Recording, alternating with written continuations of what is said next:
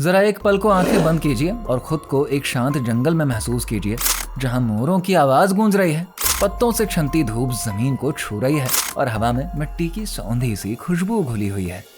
लेकिन तब ये सुकून भरी शांति मशीनों की गड़गड़ाहट में डूब जाती है। रातों रात पेड़ धरती पर गिरा दिए जाते हैं, पंछी चिल्लाते हैं और जंगल की रूह कांप जाती है। सोचिए, अगर किसी रात आपका घर उजड़ जाए तो कैसा लगेगा। कुछ ऐसा ही हुआ है हैदराबाद के कांसागच्ची बावली फॉरेस्ट में, जहां पर 400 एकड़ की हरियाली को एक आईटी पार्क बनाने के लिए मिटाने की तैयारी थी। लेकिन इस बार पेड़ों की लड़ाई किसी एनजीओ ने नहीं, बल्कि यूनिवर्सिटी के छात्रों ने लड़ी, और वो भी ऐसे कि पूरे देश की नजरें इस जंगल पर टिक गई। 30 मार्च 2025 की रात, जब शहर गहरी नींद में था, टीएसआईएससी के कर्मचारी और मजदूर जंगल में घुस गए। मशीनें पेड़ों को चीर रही थी और चिड़ियों की चीखें उस सन्नाटे को तोड़ रही थी। सुबह होते होते सैकड़ों पेड़ काटे जा चुके थे। वहां के जीव जंतु जैसे घर छिन जाने की पीड़ा से तड़प रहे थे। ये सब इतनी सफाई से हो रहा था कि चंद दिनों में पूरा जंगल नस्ते नाबूद हो जाता। मकसद था इस जगह को डेवलप करके 1000 करोड़ रुपए में ऑक्शन करना। लेकिन ये जमीन पहले से विवादों में थी। बीते 20 सालों से यह राज्य सरकार और यूनिवर्सिटी के बीच कोर्ट केस में फंसी थी। मई 2024 में सरकार ने केस जीत लिया और जंगल पर हमला शुरू कर दिया। लेकिन कहानी यहीं पर खत्म नहीं होती।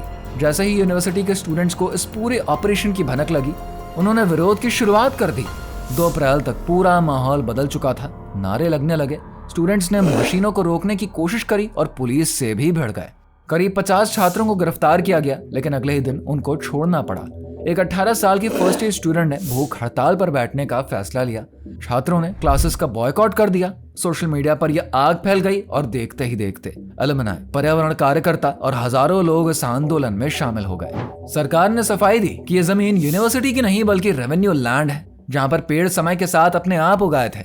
लेकिन स्टूडेंट्स ने इसे डीम्ड फॉरेस्ट करार दिया, यानी कि भले ही कानूनी दस्तावेजों में इसे जंगल ना माना गया हो, लेकिन असल में यह एक जिंदा सांस लेता पारिस्थितिक तंत्र था जिसे कि बचाना जरूरी था।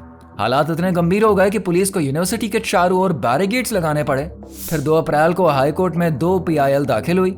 एक में इसे गैर कानूनी निर्माण बताया गया, दूसरे में पर्यावरण पर इसके गंभीर प्रभाव को लेकर चिंता जताए गए। कोर्ट ने तुरंत कटाई पर रोक लगा दी और अगले ही दिन सुप्रीम कोर्ट ने मामले को अपने हाथ में लेकर सरकार को कड़ी फटकार लगाई। जैसे ही फैसला आया, यूनिवर्सिटी में जश्न जैसा माहौल बन गया। कुछ लोग एक दूसरे से गले मिलकर रो रहे थे। किसी की आंखों में जीत की चमक थी। ये सिर्फ पेड़ों की जीत नहीं थी, ये उम्मीद की जीत थी। लेकिन ये सिर्फ एक जंगल की कहानी नहीं है। देश के हर कोने में, चाहे वो अरुणाचल की दिवांग वैली हो या छत्तीसगढ़ का हसदेव फॉरेस्ट, कहीं ना कहीं विकास के नाम पर जंगल कट रहे हैं। सवाल ये नहीं है कि हमें विकास चाहिए या नहीं, सवाल यह है कि इसकी कीमत प्रकृति ही क्यों चुकाए। स्टूडेंट्स की इस लड़ाई ने साबित किया कि जब आवाज उठती है तो बदलाव मुमकिन होता है। अगर आपको भी लगता है कि हमारी धरती, हमारे जंगल, हमारी जिम्मेदारी है, तो इस वीडियो को शेयर करिए।